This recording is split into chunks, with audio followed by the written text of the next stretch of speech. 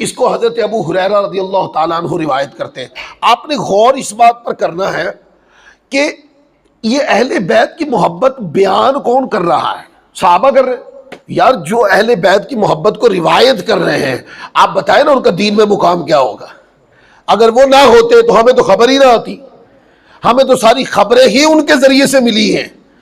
تو حضرت ابو ہریرہ رضی اللہ تعالیٰ عنہ سے یہ روایت ہے، امام احمد بن حنبل فضائل صحابہ کے اندر اس کو لائے کہ رسول اللہ صلی اللہ علیہ وآلہ وسلم نے حضرت امام حسن مجتبیٰ کے بارے میں ارشاد فرمایا۔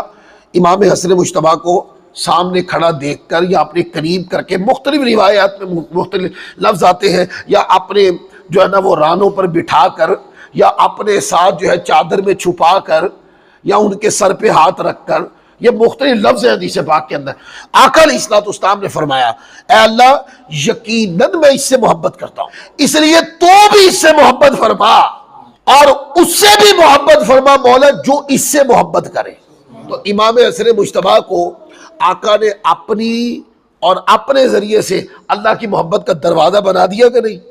جس کو اللہ کے رسول کی محبت چاہیے، اس کو چاہیے وہ ان شہزادوں سے محبت کرے، تو اس کو اللہ تبارک و تعالیٰ کے رسول مکرم صلی اللہ علیہ وآلہ وسلم کی محبت تحفے میں مل جائے گی، اور جو رسول پاک سے محبت کرے اس کو اللہ تبارک و تعالیٰ کی محبت تحفے میں مل جائے گی۔